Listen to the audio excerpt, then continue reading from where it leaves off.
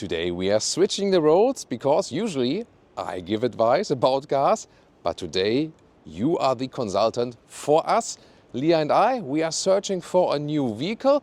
We're soon going to talk about what we think about, what we might be buying, but I really want your feedback. What would you suggest Leah, me, or we together should actually buy? One or two, lease, buy used, buy new, and so on. So basically we are very open, but we'll soon go into the details what we have been thinking of the last few weeks. But first of all, I want to start with, sometimes I do a review of a car and someone writes, "Oh Thomas, this would be a perfect car for you. I totally see you in this vehicle or owning it or something." And I found that very, very interesting because maybe sometimes you're a little bit blind yourself for that, and then it's really good to get some feedback from the outside. Or maybe you have seen some reviews and said like, "Oh, Thomas seems to be really happy with this vehicle. Maybe he should get one." Yeah, then of course also what vehicle would you think would fit to me best, and also which vehicle would fit best to Leah. And we start first of all, no matter which segment, and I'm really looking forward so much to your feedback, and we really want to make it a thing here that we follow your feedback, we check out the comments, we're looking forward what you have to say, and then actually pick these vehicles there and test them ourselves again, new or used. Let's see which ones we can get, and then then proceed further basically. So we're taking you along our decision, our purchase process, and this will be a lot of fun for us and of course a lot of fun for you.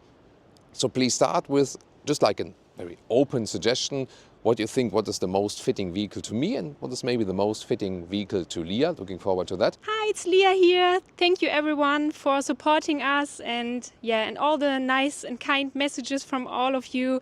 And I love you all, and thank you so much for everything. For me, it's very important that the car looks very nice from the outside, because when you go to the car and it looks nice, then you always say, that's my car.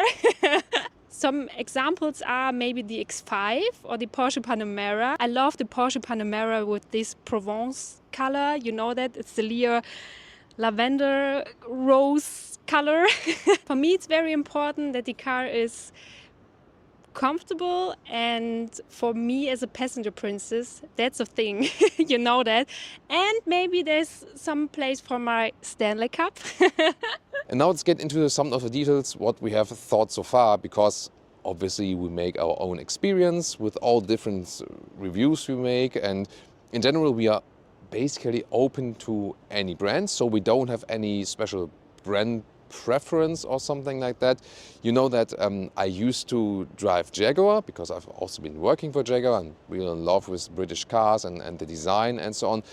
Well, we all know what happened with Jaguar, and really sad that the brand just spiraled downwards, sadly. Let's see if this relaunch will do any good to the brand.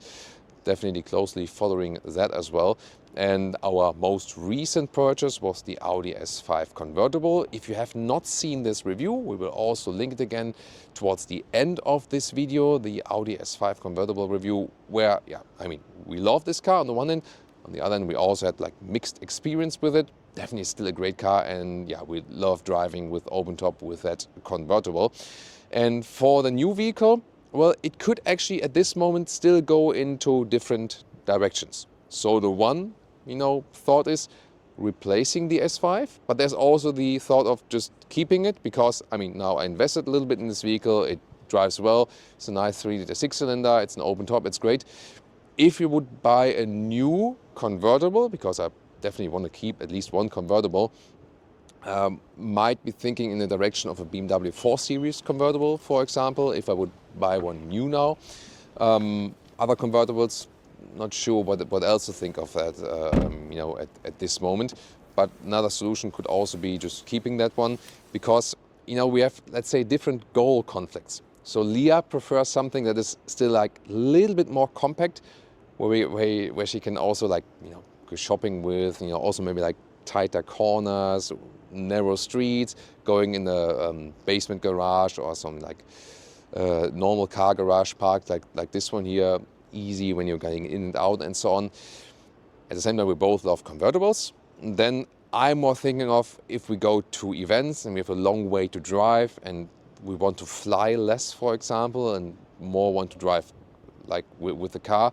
I'm thinking of something for long haul, something that is more convenient, more comfortable than like this mid-size segment with the Audi A5, or in this case then the S5. So I'm more thinking into larger cars where Leah also has fun with, but then again she says, yeah, does it always have to be so large and so on, where, you know, with the male choices of cars. So this is like, yeah, thinking back and forth here at the moment. Leah really loves the Mercedes GLC. Been driving this one in different versions, different engine versions and so on. She also had a lot of fun with that, driving with the girls, with all the ambient lighting pumped up and listening to loud music and so on. And then we also have some vehicles which we both like very much indeed. But first of all, to my favorites. So I really like a BMW 5 Series and the Mercedes E-Class. I think for me it's like this segment where these cars really shine inside the brand portfolio. I also like the Audi A6, but more in that previous generation, not the all-new we've shown to you, which drives great, just with the driving review it just launched. But the interior, I'm more happy with the previous generation interior. So Mercedes E-Class, Audi A6, BMW 5 Series, Lexus ES. You know, that would be rather my segment I'm looking forward to for like long haul driving and being very relaxed and comfortable and so on. That's why I also have like this BMW 5 Series here today, because soon I'll launch a review about this one, but really from a very, very buyer's perspective, from my buyer's perspective. And we will test that one also with different engine versions, because I want to find out more about the difference plug-in hybrid versus like really high spec and 6-cylinder, and then with a more low spec 2-liter 4-cylinder engine, also comparing the weight and so on. And what we also want to do is take you with us when we check out some used vehicles. You know, are they still good then? What does my friend at the workshop maybe say, if I can buy it or not? And are they still in good shape and so on? This will be super interesting. Or for example, we'll also go for a used 5 Series. So this here, the G60, also take a look at the G30. And if it's maybe even better going for the previous version. So I'm really looking forward for that whole process, also for me personally, because I'm still totally into cars after all these years. I love cars, and also, you know, the different buying perks. I really enjoy that actually. Yeah, so this segment really interesting to us definitely. And recently there were also some interesting leasing offers, for example, for BMW 7 Series. When I think about which cars have I driven in the past years, and that really impressed me and like left the impression of, I really need to buy one. I mean, that time maybe like long-term subscribers will remember when I test drove the Audi A5 convertible. I went on that review and thought like, damn, I think I really need one. And that doesn't happen that often, because when, I mean, I probably drove, I don't know, 1,500, 2,000 cars in my life or something like that. And then in a way, yeah, you don't get impressed that easily, which is just like a natural thing. But when I then returned from an event, I thought like, that car was so nice, I really wanted it home. That means something then. And I had that feeling with the Audi A5 convertible at that time, and that's why I ultimately also ended up with owning one. And I had that feeling somehow with the BMW 7 Series as well. Yes, it can be criticized from the exterior. Some might like say like the exterior grille is too loud, and I can really understand that. And I also have more favorite cars from the exterior design, but it still drives so smooth. And they also have the animal-free seats, which are extremely comfortable. So I'm also thinking about that. You know, it's still larger, and Leah says like, this guy is like too large, the vehicle, you know, but what's the use for that? But I'm still also fancying that one. And yeah, so I think at this moment, Mercedes GLC, BMW 5 Series, Mercedes E-Class, Lexus ES, BMW 7 Series, Audi A6 previous generation, and of course Audi A7. There's no all-new one from that yet, at least also not planned. But we found the Audi A7 also extremely beautiful from the outside.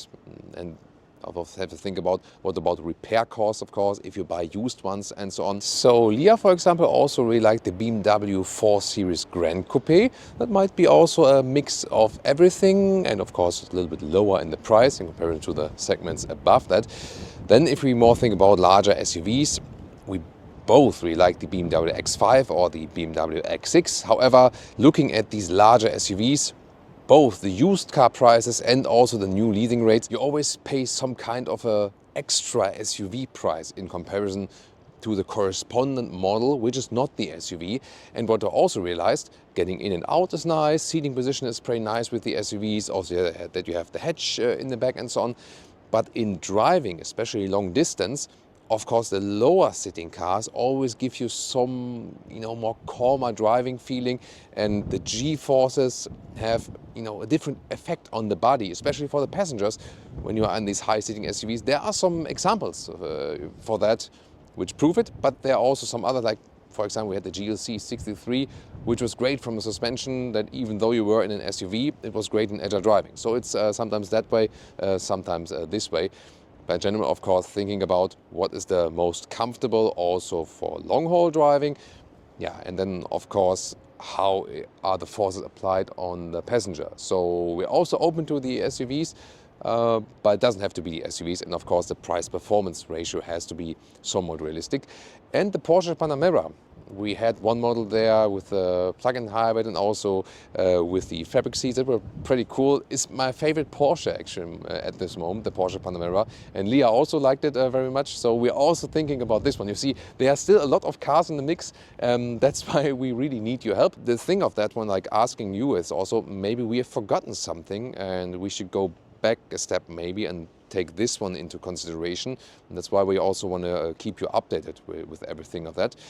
Question is, of course, lease new, buy used, or buy new. Buying new is, it depends. If you get like a great discount, leasing rate, it has to be a great offer.